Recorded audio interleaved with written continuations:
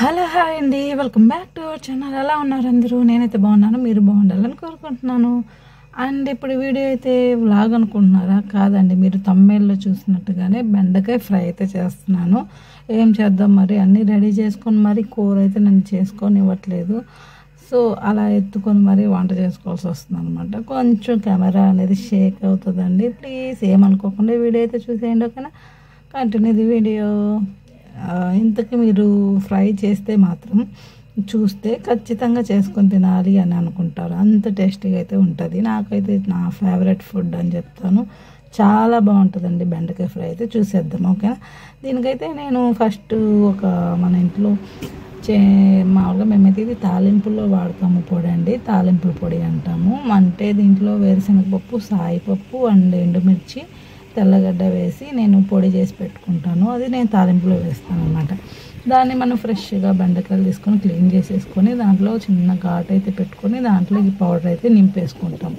తర్వాత వచ్చేసి మనం ఆయిల్ అనేది వేసేసుకొని ముందుగా పచ్చెనపప్పు అండ్ ఆవాలు, జీలకర్ర, మనకి ఇంకా నెక్స్ట్ మామూలు తిరగమాతకి ఏం వేస్తాము, ఆనియన్స్ అవి వేసేసుకొని అలా కదుపుతూ ఫ్రై చేసేసుకోండి.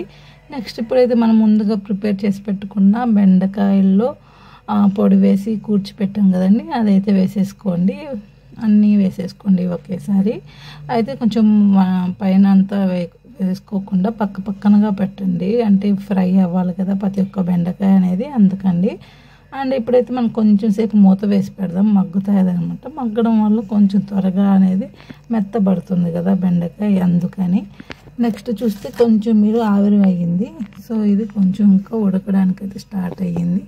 సో మనం ఈ లోపలే మనకి ఇంకొక ఇంగ్రీడియంట్ కూడా వేసుకోవచ్చు, అదేనండి బ్రింజాల్.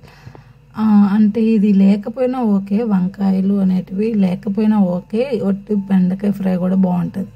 నేను ఉన్నాయి అని చెప్పి వేసాను. యాక్చువల్లీ దీంట్లో నేను అప్పుడప్పుడు వంకాయలు వేస్తాను అనమాట. ఇవి వేస్తే కూడా చాలా బాగుంటుంది, రెండు ఒకేలాగా స్మాష్ అవుతాయి కాబట్టి. అండ్ ఇప్పుడు బెండకాయలు అయితే వేస్తున్నాను. ఇవైతే సారీ మనం వంకాయ అయితే వేస్తున్నానండి.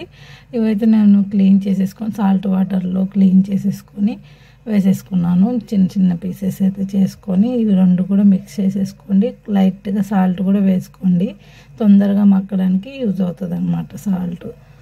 సో నేనైతే ఇక్కడ పింక్ సాల్ట్ అయితే యూజ్ చేసుకుంటున్నానండి. అదైతే యూజ్ చేసేసి పసుపు కూడా వేసేసుకొని కొంచెం మూత అయితే పెట్టేశాను. నెక్స్ట్ మనం చూస్తే కనుక ఇలాగా కలర్ కూడా చేంజ్ అవుతుంది.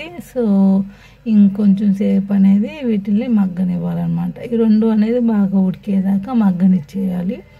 సో మగ్గనిచ్చేసి ఫైనల్లో ఇంకొంచెం మగ్గితే చాలు అనుకున్నప్పుడు మనం ఒక్క టమోటా కానీ చిన్నదైతే 2 వేసుకోవచ్చు.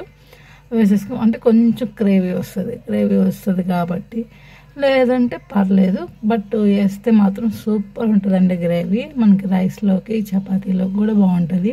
సో నేను ఫైనల్గా ఏదైతే తాలింపు పొడి అని చెప్పానో అదైతే వేసేసుకున్నాను. అండ్ ఫైనల్గా అయితే మనం కొత్తిమీర అయితే వేసేసుకున్నాను. ఇప్పుడు వీటన్నిటి అలా మిక్స్ చేసేసుకుంటే ఇంకా మనకి కావాల్సిన బెండకాయ ఫ్రై అయితే వచ్చేసింది. అలా గుత్తొంకాయ లెవెల్లో బెండకాయని పీసెస్ కానీ విడివిడిగా తీసుకొని తింటుంటే ఉంటుంది చూడండి. ఓకే నేనైతే చాలా కష్టపడి చేశాను కాబట్టి ఇంక నేను లాగిచ్చేస్తాను. బాయ్. మీరు చేసుకుని ఈ వీడియో ఎలా ఉందైతే నాకు కామెంట్లో చెప్పడం మర్చిపోబాకండి. వీడియో నచ్చితే please like, share, subscribe. Next వీడియోలో మళ్ళీ కలుసుకుందాం. బాయ్.